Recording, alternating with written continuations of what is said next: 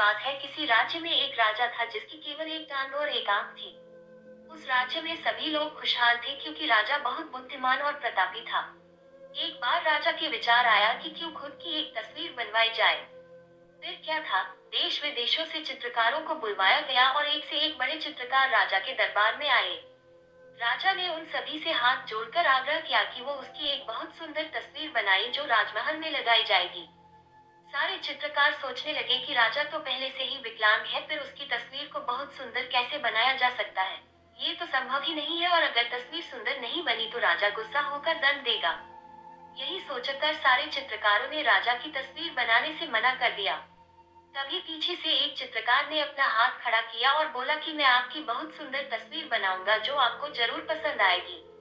फिर चित्रकार जल्दी से राजा की आज्ञा लेकर तस्वीर बनाने में जुट गया। काफी देर बाद उसने एक तस्वीर तैयार की जिसे देखकर राजा बहुत प्रसन्न हुआ और सारे चित्रकारों ने अपने दांतों तले उंगली दबा ली। उस चित्रकार ने एक ऐसी तस्वीर बनाई जिसमें राजा एक टांग को मोड़कर जमीन पे बैठा है और एक आंख बंद करके अपने शिकार पे निशाना लगा रहा है। राजा ये देखकर बहुत प्रसन्न हुआ कि उस चित्रकार ने राजा की कमजोरियों को छिपाकर कितनी चतुराई से एक सुंदर तस्वीर बनाई है। राजा ने उसे खूब इनाम दिया।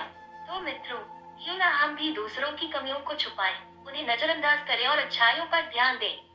आजकल देखा जाता है कि लोग एक दूसरे की कमियां बहुत जल्दी ढूंढ लेते हैं, चाहे हमें खुद में कितनी भी बुराइयां हो, लेकिन हम हमेशा दूसरों की बुराइयों पर ही ध्यान देते हैं कि अमुक आदमी ऐसा है, वो वैसा है। सोचिए, अगर हम भी उस चित्रकार की तरह दूसरों की कमियों पर पर्दा डालें, उन्हें नजरअंदाज करें, तो धीरे धीरे सारी दुनिया से बुराइयां ही खत्म हो जाएंगी और रह जाएंगी सिर्फ अच्छाइयां। इस कहानी से ये भी शिक्षा मिलती है कि कैसे हमें नकारात्मक परिस्थितियों में भी सकारात्मक सोचना चाहिए और किस तरह हमारी सकारात्मक सोच हमारी समस्याओं को हल करती है।